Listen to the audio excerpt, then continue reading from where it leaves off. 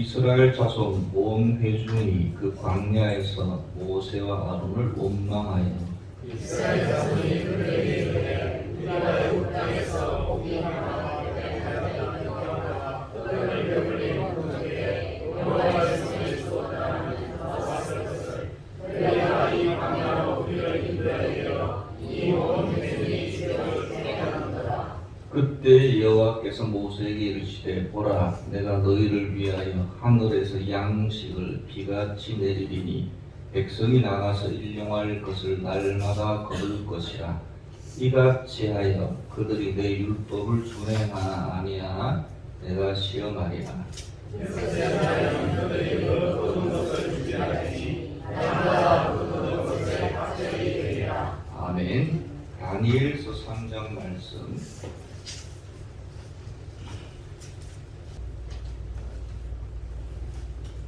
느부갓네살이 맹렬히 타는 풀무불 아기 가까이 가서 불러 이르되 지극히 높으신 하나님의 종 사드락 메삭 아벳느고야 나와서 이리로 올라오라 하매 사드락과 메삭과 아벳느고가 불 가운데서 나온지라.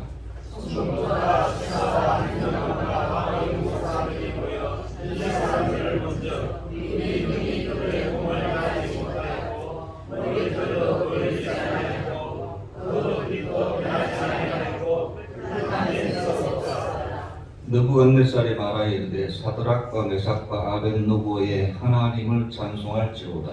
그가 그의 천사를 보내사 자기를 의뢰하고 그들 몸을 바쳐 왕의 명령을 거역하고 그 하나님 밖에는 다른 신을 섬기지 아니하며 그에게 절하지 아니한 종들을 구원하셨도다.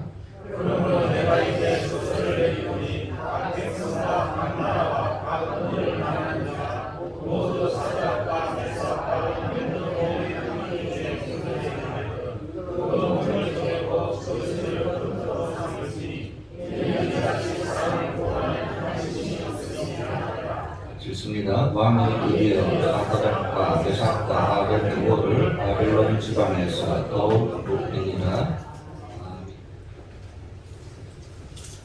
하나님의 자녀들은 하나님으로부터 은혜와 복을 받습니다. 당연하죠. 하나님 자녀니까. 특히 자녀가 힘들 때, 어려울 때 도와달라고 부르짖으면 더욱더 큰 은혜와 복을 주십니다. 왜 이런 말 있잖아요. 우는에 떡 하나 더 준다고. 마찬가지입니다. 우리가 하나님께 부르짖을 때 하나님은 더 큰 귀한 은혜와 복을 허락하십니다. 모세의 인도로 출애굽한 이스라엘 백성들은 시간만 되면 하나님께 부르짖었습니다. 이거는 부르짖었다기보다는 징징 짰다고 하는 게 더 맞을 것 같아요. 애국 군대를 보고 죽겠다고 징징거리고 목마르다고 두들대고 길이 험하다고 원망하고 성격 좋은 모세조차도 이스라엘 백성들을 보고 혀를 내두릅니다. 이번에는 출애굽 16장 왔을 때 이번에는 배고프다고 난리를 쳤습니다. 하나님께 부르짖었습니다. 3절입니다. 이스라엘 자손이 그들에게 이르되 우리가 애굽 땅에서 고기 가마 곁에 앉아 있을 때와 떡을 배불리 먹을 때에 여호와의 손에 죽었더라면 좋았을 것을 너희가 이 광야로 우리를 인도하여 이 회중이 추려 죽지 않는도다. 한마디로 배고파 죽겠다는 것과 먹을 것이 없다는, 종류 가질 수도 없다는 것 때문에 징징댑니다. 그런데 우리 하나님 참 대단하십니다. 들어주십니다. 들어주세요. 4절 내가 너희를 위해 그때 여호와께서 모세에게 이르되 보라 내가 너희를 위하여 하늘에서 양식을 비같이 내리리니 백성이 나가서 일용할 것을 날마다 거둘 것이라. 이 백성의 부르짖음에 응답해 주십니다. 그러니까 배고픔을 면하게 해주는 정도가 아니라 하늘 창을 열어가지고 양식을 쏟아주십니다. 이게 뭡니까 이름이? 만나이죠. 만나. 먹을 것 하나 참 찾기 어려운 광야에서 하늘 창을 열으셔서 양식을 부어주십니다. 은혜입니까 아닙니까? 은혜죠. 축복입니까? 아닙니까? 축복입니다. 이걸 먼저 이제 인정을 해요. 당연히 광야에서 먹을 것 없는 데서 양식을 보여주시는 은혜죠. 축복입니다. 은혜와 축복을 받았으니까 기뻐요, 슬퍼요? 그 기쁨이 오래 못 가서 그렇지 이 순간만큼은 기쁘죠. 그래서 이름을 만나 이렇게 지었지 않습니까? 먹을 것이 해결됐잖아요. 먹을 것이 참 복 중의 복입니다. 축복을 받았으니 큰 기쁨입니다. 우리 역시 마찬가지 광야 같은 세상 속에서 정말 직장생활 얼마나 힘듭니까? 다 먹고 살기 위해서 어떤 의미에서는 하나님께서 하늘 창을 열어서 부어주신다. 은혜죠. 축복입니다. 여러분 큰 축복입니다. 축복받았으니까 당연히 기쁘죠. 아니 하나님께서 애굽에서 잘 살던 우리를 광야로 불러내셨으니까 먹이는 것이 당연하지 이러면 이건 정말 간이 부은 사람이고 은혜를 감사할 줄 모르는 사람이죠. 노예로 살던 백성들을 여러 기적으로 구해주셨고 설마 이 목이 굳은 이스라엘 백성조차도 이 순간만큼은 그걸 감사했습니다. 이 순간만큼은 기뻐했죠. 은혜입니다. 복 중에 복이죠. 아무 노력 없이 매일매일 일용할 양식을 주신다. 얼마나 큰 축복입니까? 눈물 젖은 빵을 먹어보지 않는 사람하고는 인생을 원하지 말라는 그런 말이 있는데 이 빵을 매일매일 눈물 없이 먹는다. 은혜죠. 기쁨입니다. 여러분도 동의하실 겁니다. 일용할 양식 얼마나 귀한지. 이 양식을 허락해 주신 하나님의 은혜와 복이 결코 적은 것이 아니라는 것을 우선 인정부터 해야 됩니다. 그래서 여러분 오늘 주제는 아니지만 여러분 가장 먼저 일용할 양식 주기도문에도 있죠. 일용할 양식 먹여주시고 재워주시고 삶을 허락하신 하나님께 감사드리십시다. 네. 목사님 요즘 세상 굶어 죽는 사람 없어요. 이름이 설교가 같이 그렇게 이렇게 되는 것도 감사하잖아요. 예전에 비하면. 근데 오늘 주제는 그것이 아니라 은혜와 복은 당연히 기쁨이 당연한데 은혜와 복을 부어주실 때 그냥 주시지 않고 그 속에 시험을 숨겨서 주십니다. 근데 우리는 그 순간에 기쁘니까 어려움이 면해졌으니까 은혜와 축복에 집중하잖아요. 그 속에 숨어있는 시험거리를 잘 캐치합니다. 이 주제가 이겁니다. 영적인 아주 중요한 영적인 원리 중에 하나입니다. 은혜와 축복 속에 뭐가 숨어있다고요? 시험거리가 시험거리라기보다 시험. 하나님께서는 징징 짜는 이스라엘 백성에게 만나를 약속해 주셨잖아요. 월요일부터 금요일까지 새벽마다 만나를 부어주셨습니다. 그런데 토요일에는 주셨습니까? 안 주셨습니까? 유도신문에서 주셨습니다. 2배로 주셨습니다. 2배로 주셨어요. 5절 말씀에 여섯째 날에는 토요일입니다. 여섯째 날에는 그들이 그 거둔 것을 준비할지니 날마다 거두던 것에 갑절이 되리라. 2배를 주셨습니다. 평소보다 2배를 주셨죠. 당연히 은혜입니까? 아닙니까? 은혜죠. 축복입니까? 아닙니까? 물론 축복도 이제 여러 종류가 있지만 좀 큰, 약간 적은 축복입니다. 2배니까요. 어제보다 2배로 왔는데 싫어, 거두기 싫어, 그런 사람 이상한 사람이에요. 당연히 축복이죠. 당연히 은혜입니다. 그런데 그 속에 시험이 숨어 있다고 하는 겁니다. 성경 말씀에 의하면 4절 끝에 보세요. 4절 끝에 나가서 일용할 것을 날마다 거둘 것이라고 했죠. 그 다음에 이같이 하여 그들이 내 율법을 준행하나 아니하나 내가 뭐하라고요? 시험하리라. 분명히 말씀하시잖아요. 광야에서 은혜를 부어주신 은혜예요. 하나님의 은혜. 축복 맞아요. 그러니까 당연히 기쁘지요. 은혜와 축복을 받았으니까 당연히 사람이라면 당연히 광야 먹을 것 없는 데서 먹을 것이 떨어지니까 당연히 기쁘잖아요. 기쁜데 기쁨 중에 매일이 똑같은 기쁨인데 어느 날은 2배로 쏟아져요. 더 기쁘겠죠.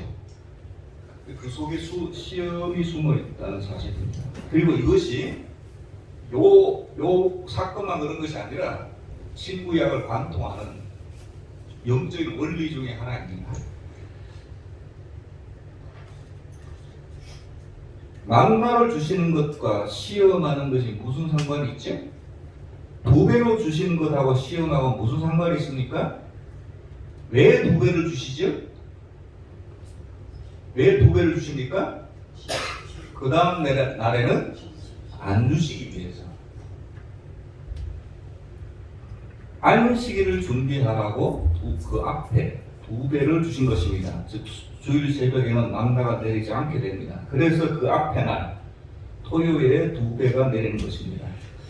2배를 주시고 안식일을 지키는지 안 지키는지 두고 보겠다 이렇게 말씀하신 겁니다.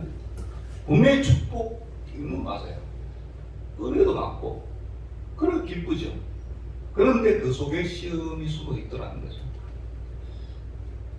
현대식으로 각색을 해볼 수도 있을 겁니다. 식당을 하는 어떤 성도가 있습니다. 광야 같은 세상 속에서 안 돼, 장사가 안 돼, 먹을 것이 없는 이스라엘 백성처럼 장사가 안 되고 정말 이렇게 안 될 수가 있나? 코로나도 끝나가는데 매일 운영하고 팔이 날리죠. 성도니까 뭐 합니까? 세상하고 다르게 기도하겠죠. 감사한다고요? 그 정말 믿음 좋은 장사가 안 되는데 또 감사할 수 있죠. 정말 믿음 좋은 성도고 아버지 손님 대신에 뭐가 들어오니?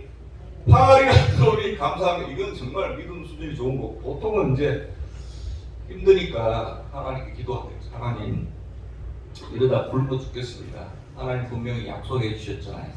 오늘 구하고 찾고 문을 두드리라 그러면 부어주시겠다고 도와주세요. 하나님 들어주십니까? 안 들어주십니까? 들어주십니다. 자녀니까요. 은혜와 복을 주시기 시작합니다. 장사하는 지혜를 부어주십니다. 아이디어를 부어주시고 월요일, 화요일 드디어 사람들이 몰려듭니다. 이제 먹고 살게 되었습니다. 토요일이 됐는데 할렐루야 몇 배로? 2배로 장사가 잘 되는 겁니다. 여러분 은혜입니까 아닙니까? 요거까지만 은혜예요 아니에요? 은혜죠. 안 되던 장사가 잘 된 것도 은혜인데 2배로 그날은 내 상이 2배로 뛰었으니까 하나님의 복이에요 아니에요? 복이죠. 기뻐요 안 기뻐요? 2배인데 안 기뻐요? 기쁘죠. 근데 이런 생각이 슬쩍이 들 수도 있습니다. 이것 봐라. 토요일 매상이 2배네. 주일도 문을 열면 토요일 매상이 뜰 수도 있겠는데 그런 생각하면서 이제 기도 내용이 조금 바뀝니다. 아버지 요즘 어려운 거 아시죠? 다 굶어 죽을 판인데 조금 더 놀고 헌금 많이 하겠습니다. 잘 될 때 많이 벌어드립니다. 물 들어올 때 또 좀 적겠습니다. 이 성도가 놓친 것이 하나 있지요. 왜 하나님께서 내상을 2배로 띄워주셨습니까? 주일을 준비하라고. 이건 제가 아주 단순화시킨. 근데 이유는 여러 가지겠지만 이제 오늘 말씀을 이렇게 약간 각색하면 이제 그럴 수 있겠죠. 그런데 제가 단순하게 각색을 했지만 실제로 우리에게 일어나는 많은 일들 중에 이런 경우가 참 많습니다. 근데 그걸 우리가 놓칠 때가 많이 있죠. 한국에서는 우리가 언제 은혜 받았다, 축복받았다고 생각하냐 하면 차를 샀을 때나 집을 장만했을 때 좀 더 좋은, 이런 경우 좀 좋은 곳으로 이사 갔을 때겠죠. 집을 장만하거나 새 집으로 이사 가게 되는 것을 크게 생각합니다. 한국에서는 집값 누구나 크고 전세도 문제도 대란, 얼마 전에도 대란이 일어나가지고 자세히 뉴스를 안 봐서 전세 사기 얼마 전에 뭔지는 저는 정확히 내용을 파악 안 되는데 하여간에 그만큼 집이 중요하다는 말이잖아요. 집이 중요하다. 하나님께서 새 집을 주셨습니다. 뭐 전세가 되었던 이사 아니면 아예 사게 되었던 간에 그럼 여러분 은혜입니까 아닙니까? 은혜 중에 대은혜죠. 대은혜. 집을 사게 하셨는데 좋은 모습을 이사하는데 은혜요 아니에요? 은혜죠. 축복입니까 아닙니까? 축복이죠. 축복. 기뻐요 안 기뻐요? 기쁘죠. 기쁘니까 목사님 모셔서 이사 신방 드려달라 하고 그렇게 하잖아요. 좋은 일이니까. 그런데 항상 뭐가 있다고요? 하나님 주신 은혜와 축복 속에는 시험이 있다고 그랬죠. 교회에서 그 전보다 거리가 멀어집니다. 참 이상해.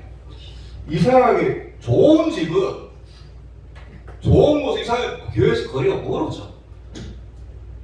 왜 그런지 모르겠어요. 아유 목사님 꼭 그런 것도 아니. 그렇지 100%는 아니죠. 대략 그렇다는 거고 저는 더 좋은 집으로 갔는데 오히려 교회가 가까워졌는데 그렇지 여기 재개발 하니까 그럴 수 있잖아요. 그러면 꼭 이웃에 이상한 인간이 있어요. 이웃에 있거나 윗집에 살거나 아랫집에 살거나 꼭 그래요. 아닌데 목사님 교회에서 거리도 가까워지고 이웃도 수준이 또 좋고 아무 문제가 없는데요. 그럼 꼭 그 전집이 갑자기 뛰든지 더 좋아지. 하여튼 뭔가가 있어. 이것이 시험입니다. 직장도 마찬가지예요. 집보다 어떻게 보면 더 중요한 직장인데 예전 직장이 너무 힘들거나 월급이 적어서 옮기고 싶어 하죠. 이런 경우에. 근데 요즘에 여러분 직장이 얼마나 구하기 어렵습니까? 근데 하나님께 간구하고 부르짖으면 응답해 주십니까? 안 해주십니까? 응답해 주시죠. 기도를 들어주셔서 더 좋은 직장, 더 좋은 월급, 많은 곳을 주셨습니다. 은혜입니까? 아닙니까? 은혜죠. 취직하기 어려운데 취직시켜 주신 거 은혜죠. 일할 수 있는 힘을 주셨다는 말이고 기회를 주셨다는 말이죠. 복입니까? 아닙니까? 복이죠. 당연히 기쁘잖아요. 그런데 그런 좋은 직장 꼭 주일 지키기가 더 어려워져. 희한해요. 아닌데요, 목사님? 주일 지키기가 더 쉽던데요? 그럴 수 있죠. 동료 중에 이상한 인간이 하나 있어요. 예입니다, 여러분. 예. 꼭 은혜인데 복인데 그 속에 가만히 보면 내 믿음을 시험하는 어떤 것이 꼭 있어요. 여러분 그것을 기억해야 됩니다. 시험 없는 축복은 없습니다. 그러면 하나님이 주신 은혜와 축복이 불완전하다는 건가요? 아닙니다. 은혜 자체는 은혜라니까요. 축복이잖아요. 새 집을 주시고 새 직장을 주시고 만남을 주시고 이거는 은혜잖아요. 축복이잖아요. 그런데 그 속에 숨겨놓으신 것은 결국 여러분 만남을 주시는 것은 그게 최후 목표는 아니잖아요. 만나를 왜 주세요? 광야에서 굶어 죽지 말라고 주신 은혜 아닙니까? 목표가 그게 아니잖아요. 광야에서 잘 먹고 잘 사는 게 목표가 아니잖아요. 목표가 뭐예요? 가나안 땅에 들어가는 거잖아요. 계속 다른 목표들이 있단 말이에요.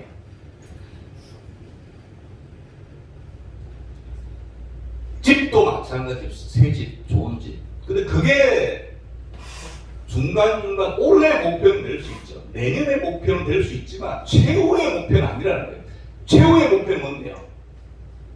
완전한 집, 새 집, 천국에 있는 우리 집, 그게 거기로 이사가는 게 최후 목표거든요. 근데 거기까지 갈 때, 거기는 최후 목표는 그래서 더 이상 시험이 없지. 끝이니까. 근데 거기 갈 때까지. 그러니까 여러분 가만히 보시면 여기 다 제가 예를 든 것은 이 세상에 살아갈 동안에 주신 은혜와 축복에 조금 더 이 세상에서 잘 버티고 좀 더 이 세상에서 힘을 내도록 좀 더 이 세상에서 극복하도록 주시는 거예요.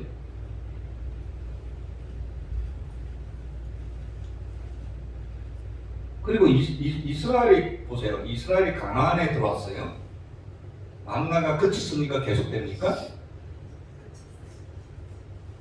딱 정확하게 가나안 땅에 들어오고 그 다음 날부터 딱 만나가 그쳤습니다. 하나님께 주시는 은혜와 축복이 그쳤어요. 슬퍼했습니까? 기뻐했습니까? 생각도 안 했습니다. 왜? 가나안 땅에 들어왔으니까 먹을 거리가 천지빛깔이 소위 말하면. 그러니까 더 큰 은혜와 더 큰 축복 앞에는 그 전에 작은 거는 잊어버리게 돼 있죠. 더 기쁘니까 가나안 땅에 들어왔으니까. 근데 여러분 어려움이 없습니까? 바로 눈앞에 어느 성이 있어요? 여리고 성이 있잖아요. 이제 만난 문제는 이제 끝났고 이제 여리고 성을 무너뜨려야 이제 가나안 땅을 차지하는데 여기도 보세요. 똑같 마찬가지예요. 하나님께서 상상하지 못할 방법으로 여리고 성을 무너뜨리게 하셨어요. 어떻게 해요? 전쟁 한 번 안 하고 어떻게 해요? 이스라엘 백성들 하루에 한 바퀴 마지막 7바퀴 해서 돌도록 해서 여리고 성을 무너뜨려 했잖아요. 정말 피 한 방울 안 흘리고 칼창 한 번 안 휘두르고 완전히 승리케 하셨어요. 은혜입니까? 아닙니까? 은혜죠. 축복이에요? 아니에요? 축복이죠. 이런 축복이 어디 있습니까? 근데 제가 그 은혜와 축복 속에 뭐가 있다고 했어요? 시험이 숨어 있다고 했잖아요. 여기도 시험이 숨어 있었습니까? 안 숨어 있었습니까? 숨어 있었습니다. 그것을 볼 수 있느냐, 주의하느냐, 거기에 따라 신앙 수준의 차이 있습니다. 어떤 시험이 숨어 있었죠? 생명체는 모두 진멸하고 물건은 모두 하나님께 드리도록. 여기만. 왜? 첫 번째니까. 첫 케이스니까. 그 다음부터는 얼마든지 약탈도 가능하고 물건도 나눌 수 있습니다. 근데 처음이니까 여기에 다 드려라. 전쟁에 피 한 번 안 흘리고 땀 한 번 안 흘리고 하나님께 전적인 은혜와 축복이잖아요. 거기에 시험이 숨어 있었는데 생명체는 모두 직면하고 아까워하지 말고 물건은 하나님께 드리도록. 시험을 통과했습니까? 못했습니까? 못했어요. 아강이라는 사람이 물욕이 들어와서 숨겼습니다. 그래서 그 여파가 어디에 미쳤어요? 그 다음 아이성 전투기까지 미쳤잖아요. 하나님의 은혜로 여리고성 무너뜨렸다. 지금 제가 포인트가 뭐죠? 만나도 그렇고 여리고성도 그렇고 만나가 은혜다, 축복이다, 기쁘다. 여리고성 무너뜨린 거 은혜요, 축복, 기쁘다. 그 속에 시험이 있다. 시험이 있다. 여러분, 우리가 이 세상에서 누리게 될 은혜와 축복 속에도 무엇이 있다고요? 시험이. 시험거리가 아니라 시험이 있습니다. 항상 시험이 숨어 있다는 사실을 기억하시기 바랍니다. 그것을 은혜와 축복은 누리고 그게 더 커요. 은혜와 축복이. 시험이 싫어서 은혜와 축복을 거부하는 건 어리석은 겁니다. 은혜와 축복은 누리고 감사드리고 그 속에 목사님 분명 설교하셨는데 뭔가 최소 한 가지는 뭐가 있는데 이거구나. 하나님 발견만 하면 됩니다. 그거만 조심하면 되거든요. 하나님 저를 어떻게 보시고 이거는 아무것도 아닌데 아무것도 아닌 큰 돌에 걸려서 넘어지는 게 아니라 사소한 돌불에 걸려서 넘어지는 거예요. 알면 됩니다. 이런 게 있습니다. 이거 조심해야 돼요. 이거 첫 번째 케이스니까 다 드려야지. 그러면 그 다음 전투를 이기면 더 많아지겠지. 깨달으면 되는 거예요. 그리고 시험을 통과하잖아요. 그럼 여러분 더 큰 은혜와 더 큰 축복이 허락되는 것입니다. 이것이 영적인 원리입니다. 원리. 구약이든 신약이든 지금 우리 사는 세상이든 성도라면 교회라면 누구나 다. 또 다른 영적인 원리도 있습니다. 요 반대입니다. 딱 반대. 은혜와 축복 가운데도 시험이 있다. 반대가 뭡니까? 고난과 괴로움 속에도 뭐가 있어요? 이건 축복이라고 보다 선물, 영광이 그 속에 있어요.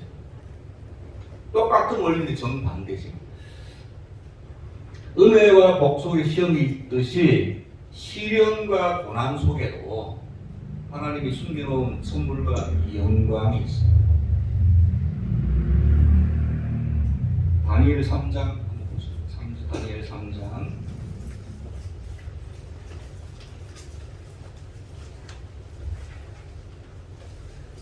다니엘 3장 그 1절에 보면 바벨론의 느부갓네살, 바벨론은 가장 강력한 제국이었고 강력한 제국 중에도 느부갓네살, 우리 광개토 대왕 같은 아주 강력한 왕이었는데 꿈에서 본 다니엘이 풀어준 거기에 너무 감명을 받아가지고 그 큰 신상을 금으로 다 때려 만듭니다. 힘이 있으니까 또 가능하겠죠. 어마어마한 금으로 만든 신상을 만들어 놓고 딱 세운 다음에 낙성식을 해야 되잖아요. 그러면 워낙 힘이 있고 하니까 모든 문무백관을 불러다가 금 악기 연주 딱 때가 되면 금 신상 앞에 뭘 해라? 절해라. 거기에 꼭 그 초를 치는 사람이 느부갓네살 왕 입장에서는 누굽니까? 다니엘의 세 친구 사드락, 본문의 사드락, 메삭, 아벳느고. 우리는 사드락, 메삭, 아벳느고가 더 익숙하죠. 사실 이거 바벨론식 이름이고 히브리식 이름이 따로 있습니다. 유대인인 이들은 유대인이니까요. 믿음이 있으니까 첫 번째가 뭡니까? 여호와 하나님 외에는 다른 신을 섬길 수 없다는 말은 절할 수 없다는 말입니다. 절할 수 없어요. 그러니까 절 안 하면 분명히 눈에 보나 마나 저 느부갓네살 왕 앞에 당장 이제 다 못가지. 그러니까 일생일대의 시련이 닥친 겁니다. 갈림길에 서서 핍박이 임했습니다. 핍박이 임했어요. 기쁠까요? 슬플까요? 슬프겠지요. 몰라. 다니엘 세 친구는 워낙 믿음이 좋아서 이런 어려운 핍박 가운데 안 슬퍼했는지 모르겠지만 저 같으면 시련과 재난이 닥치면 참 아플 마음이 아플 것 같습니다. 슬프거든요. 일단 어려움이 닥치니까 슬프지요. 이 세 친구들의 닥친 고난은 우리 일제 강점기 교회에 닥친 신사참배와 같은 무서운 시련과 무서운 고난과 아픔이었습니다. 이들은 시련을 피하기보다 맞닥뜨리기로 했습니다. 여러분 잘 아신 대로 신상의 절을 안 했습니다. 모든 사람이 절을 하는데 그 분위기와 왕의 엄정한 명령에 정면으로 반대하는 행동 했습니다. 당연히 느부갓네살 왕이 엄청난 분노를 표했습니다. 앞에 13절에 보면 느부갓네살 왕이 노하고 분하여 사드락, 메삭과 아벳느고를 끌어오라 말하며 신상의 낙성식을 하다가 완전히 분위기가 완전히 싸해졌습니다. 완전히 분위기가 안 좋아졌죠. 누구 때문에요? 사드락, 메삭, 아벳느고 때문에 분위기가 살벌하게 바뀌었습니다. 왕이 한 번 더 기회를 줍니다. 그러면서 이렇게 경고합니다. 15절 중반부에 보면 너희가 만일 절하지 아니하면 즉시 너희를 맹렬히 타는 풀무 가운데 던져 넣을 것이다. 능히 너희를 내 손에서 건져낼 신이 누구이겠느냐. 자기나 평소 느부갓네살 왕이 할 법한 당연한 말을 합니다. 한번 기회를 주는 것을 아주 스스로 이제 좋아하면서 이렇게 이 경고의 세 명은 우리가 잘 아는 그 유명한 말을 하면서 죽음을 택합니다. 18절에 다니엘서 보면 3장 18절이 제일 유명하죠. 그리 아니하실지라도. 이 세상 사람들은 이 구절을 알고서 그리 아니하실지라도 하겠다고 하고 반항할 때 이런 말을 쓰는데 본문은 전혀 그것이 아니라 우리가 들어가서 하나님께서 우리를 구하지 아니하실지라도 우리는 우리 신앙과 믿음을 지키겠다는 말이죠. 그리 아니하실지라도 절하지 않겠습니다. 당연히 식구들의 분이 가득해진 왕이 풀목불을 평소보다 더 뜨겁게 해라 한 다음에 던져 넣어라 말했습니다. 온갖 욕을 했겠죠. 사드락, 메삭, 아벳느고를 저 풀목불 안으로 들어보내라 이렇게 말 안 했을 것 같아. 이런 당장 강대상에서 말은 못하겠지만 욕을 하면서 내 위험무나 뭐 어쩌고 보나 안 보나 여러분 그냥 보나 안 보나 안 하죠. 비디오죠. 다시요. 사드락, 메삭, 아벳느고가 그 귀한 박승식 예식을 망쳤고 한 번 기회를 줬는데도 그리 우리 입장에서 신앙의 입장에서 명언이지만 이거는 그만큼 괘씸할 수 없는 거죠. 그리 아니하실지라 나 죽겠다 하니까 그때 저랬으면 또 달라졌을지 모르겠지만 이 풀무불을 7배나 더 뜨겁게 해라 이 당장 잡아서 널 군사들이 타 죽었잖아요. 하도 뜨거워가지고 이 다니엘 세 친구는 시련을 피하지 않았습니다. 당당히 받아들였습니다. 정말 아무도 할 수 없는 믿음입니다. 오늘 주제는 아니지만 어떻게 보면 다니엘 3장에서 가장 중요한 건 이거죠. 이거 어떤 시련과 어려움이 닥칠지라도 믿음으로 이겨내자. 그러면 하나님께서 천사를 보내주셔서 구원하여 주셨던 것처럼 저와 여러분을 구원해 주실 줄로 믿습니다. 오늘 주제는 아닙니다. 오늘 주제는 제가 하고 싶은 말은 본문에서 중요한 것은 세 친구의 믿음이 맞아요. 그 어마어마한 압력 가운데, 믿음 가운데, 핍박 가운데서 신앙을 지켰습니다. 포인트는 뭐냐 하면 어려움 당했잖아요. 핍박 당하지 않습니까? 거의 사실은 죽었죠. 거의 하나님께서 천사를 안 보내주셔서 그 뜨거운 불꽃 속에 들어가자마자 다 죽습니다. 그런데 그 속에 뭐가 있다고요? 하나님의 선물과 영광이 있다. 오늘 뒤에 읽은 본문이 그겁니다. 숨길 수 없는, 목사님 이건 너무 신앙의 믿음이 거룩하니까 그런 거 아닌가요? 아니에요. 큰 시련과 큰 핍박 속에는 당연히 큰 선물과 큰 영광이 있는 거고 작은 이 세 친구만큼은 아니지만 여러분 우리가 어려움과 괴로움 가운데 많은 가운데 있잖아요. 병이 원치 않는 질병이 찾아왔어요. 기뻐요, 슬퍼요? 누가 기쁩니까? 정신적으로 이상하지 않아요? 당연히 아프니까 슬프죠. 가족 중에 누가 사랑하는 사람이 원치 않는 질병에 걸리거나 원치 않는 일이 잘 안 풀려서 뭐 가게에 큰 타격이 있거나 경제적인 문제가 있거나 여러 이 세 친구가 당한 핍박은 가장 위의 상이라면 우리는 얼마든지 소소하게 아니면 또 중간의 크기의 핍박과 어려움이 찾아온단 말이죠. 힘들어요, 안 힘들어요? 힘들죠. 신앙으로 이겨내는 것뿐이지 힘들단 말이에요. 슬퍼요, 안 슬퍼요? 슬프죠. 눈물이 납니까, 안 납니까? 눈물이 나죠. 괴롭단 말이에요. 그런데 그 속에 뭐가 있어요? 성도가 당하는 어려움과 슬픔 속에 뭐가 있어요? 하나님의 선물이 숨어 있어요. 그러니까 우리가 이걸 못 보는 거예요. 너무 힘들어서, 너무 아파서. 그 속에 숨어 있는 영광이 있어요. 왜요? 이게 왜? 왜 그렇지요? 하나님의 자녀니까. 이게 여러분 하나님의 자녀의 특권입니다. 가장 큰 특권은 예수 믿고 천국 가는 거죠. 이건 가장 큰 특권이고 그것만 있는 게 아니란 말이에요. 하나님의 자녀가 세상 사람이 당하는 어려움과 핍박 가운데는 험한 것이 많이 있어요. 그러나 성도들이 당하는 어려움과 괴로움과 슬픔 속에는 반드시 하나님의 선물과 영광이 나아가서는 영광이 숨어 있어요. 그거를 기억하면서 이겨내는 거예요.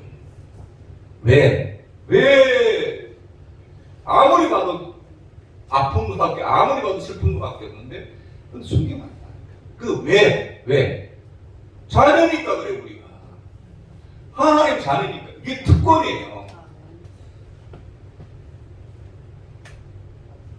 오늘 26절, 오늘 본문 중에 26절에 보면 아까 느부갓네살이 그 풀불 집어 던지게 사단에서 아벤노를 향해서 온갖 이 성경은 참 양반이라서 욕 같은 거는 안 써져 있지만 분명히 별소리를 다 했을 겁니다. 그리고 거기에 있었던 이 고관 대작들이 왕 앞에 있어서 대놓고는 아니지만 속으로 아마 살아나왔어도 뒤에 온갖 뭘 하여튼 봤어요. 이 분위기 좋은 낙성식을 완전히 그냥 망쳐버렸습니다. 했던 왕이 26절에 보세요.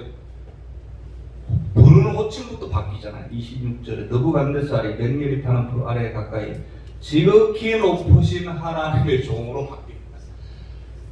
당연히 죽어야 되는데 안 죽고 그 속에 걸어다니고 있으니까 지극히 높으신 하나님의 종 사드락 메삭 아벤느고야. 이 세 명은 하나님의 종이 아닙니다. 제사장도 아니고 선지자가 아니고 목회자가 아니에요. 정치인입니다. 정치인. 근데 왕으로부터 호칭이 바뀌잖아요. 지극히 높으신 하나님의 종. 지극히 높은지 안 높은지 어떻게 하나? 그냥 하는 소리죠. 그래도 이렇게 호칭이 바뀌잖아요. 벌써부터. 방금 1분 전만 해도 욕하던 사람. 이게 여러분 개인에게 얼마나 큰 영광이에요? 왕에게 이런 이야기 들으니까.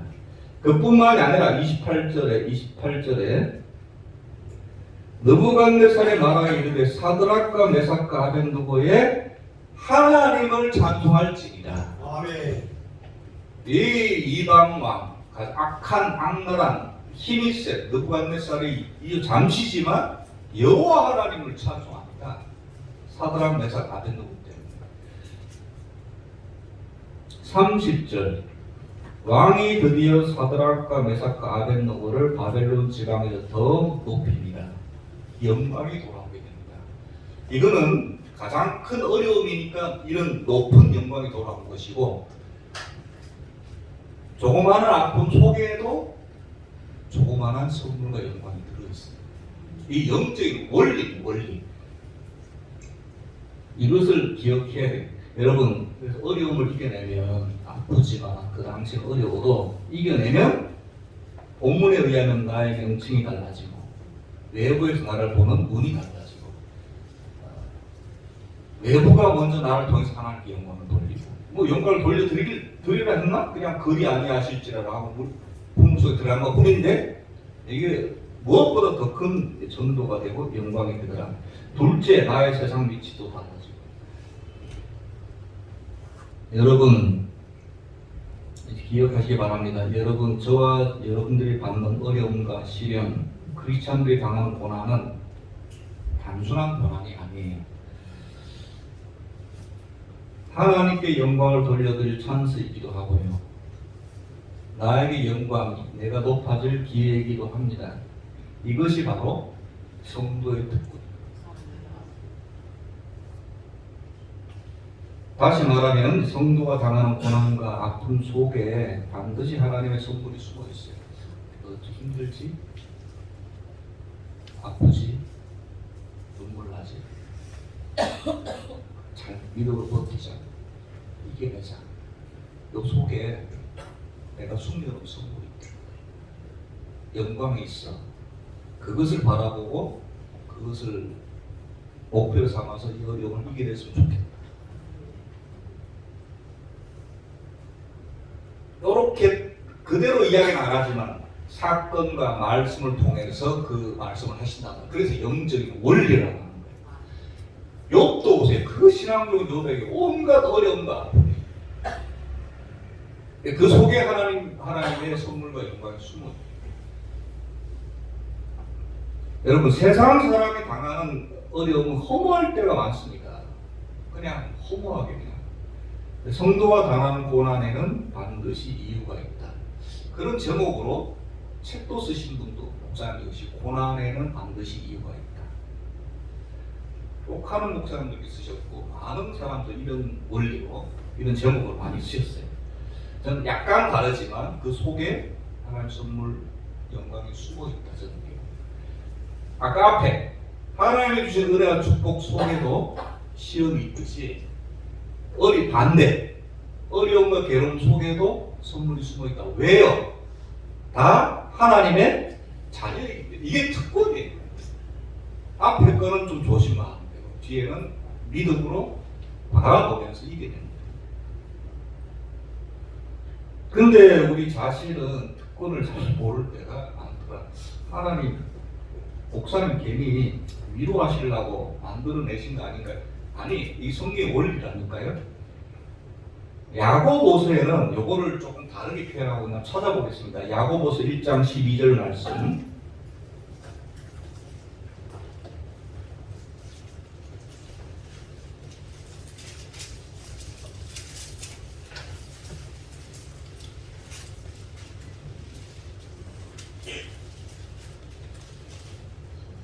야고보서 1장 12절 시험을 참는 자는 복이 있다. 시험이 오면 어렵고 힘들지요.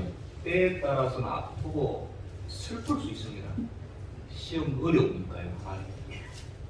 시험이 오면 기뻐지지만 그 사람이니까 신앙인이라도. 그러나 시험을 참는 자는 복이 있나니 이는 시련을 견뎌낸 자가 주께서 자기를 사랑하는 자들에게 약속하신 생명의 면류관을 얻을 것이기 때문이라. 굉장히 고상하게 신학적으로 표현한 것이지만 아까 제가 드린 말씀 더 확장판이죠. 어려움 속에, 시련 속에 이겨내면 그 속에 숨어있다. 여러분 이런저런 이유로 힘드시죠? 바쁘지요. 괴로우시지요. 그러나 여러분들 힘들게 만들고 괴롭게 만든 그 속에 선물과 영광이 있습니다. 여러분 그 사실을 꼭 기억하시길 바랍니다. 어떤 종류의 어려움이나 상관없어요. 뭐 사드락 메삭 아베드고처럼 믿음과 신앙을 지키고 자기 목숨을 던지는 어려움은 상위의 순교라면 종류가 상관없다니까요. 누구한테 그 어려움이 임했느냐가 중요해요. 우리가 하나님 믿는다는 게 뭔데요? 아버지가 생기는 거잖아요. 하나님 믿는다는 게 뭔데요? 당연히 세상 사람들에게 준 어려움은 그들의 죄 때문에 징벌이요. 계속 요즘에 수요일날 이사야 강의를 하는데 이방 나라에게는 경고만 하잖아요. 근데 이스라엘 백성에게는 경고도 하지만 이거를 죄를 씻으면 여호와께로 돌아오면 축복의 말씀도 주신단 말이에요. 그 뭐가 차이인데? 하는 짓은 똑같아. 하나님 믿는다고 하면서 똑같은 나쁜 짓을 하지만 뭐가 다른데요? 이스라엘이니까 다르죠. 이스라엘이 뭔데? 하나님을 믿고 자란 택함 받은 자잖아요. 똑같아요. 우리는 구약의 신약의 이스라엘 아닙니까? 교회는 하나님 자녀란 말이에요. 오늘 두 가지 귀한 영적인 원리를 말씀드렸습니다. 즉 하나님의 은혜와 축복 속에 믿음의 시험도 들어있다는 것하고 성도들이 당하는 시련과 고난 속에는 또 반대로 선물이자 영광도 기다리고 있다는 것. 이 두 가지를 합치면 어떻게 될까요? 한 줄로 말씀드리면 잘 풀린다고 교만하지 말고 어렵다고 불주고 있지 말아라. 이렇게 말씀드릴 수 있겠습니다. 따라서 우리는 일희일비하지 않습니다. 일희일비 글자로 보면 첫 번째 의미는 하루는 기쁘고 하루는 슬프고 삶이 그만큼 변동성이 많다는 의미입니다. 그 첫 번째 뜻이고 거기서 따라 나오는 또 다른 뜻이 그러니까 조그마한 기쁨이 있다고 확 기뻐하고 안 좋은 일 있다고 확 안 좋아하지 말고 인생의 변동성이 있다. 꼭 세옹짐하고도 좀 뜻이 비슷합니다. 여러분 일희일비하지 마십시다. 기쁨 속에도 조심해야 될 시험이 있고 슬픔 속에도 내가 전혀 생각지도 못했던 선물과 영광이 있기 때문입니다. 여러분 이 말씀 붙드시고 승리하시는 저와 여러분 되시기 바랍니다. 기도드리겠습니다. 하나님 아버지, 그럼에도 우리는 연약해서 때로는 조금만 좋으면 천하를 다 얻은 것 같고, 조금만 힘들면 하나님으로부터 내쳐진 것 같을 때가 많습니다. 일비일비할 때가 얼마나 많은지 모르겠습니다.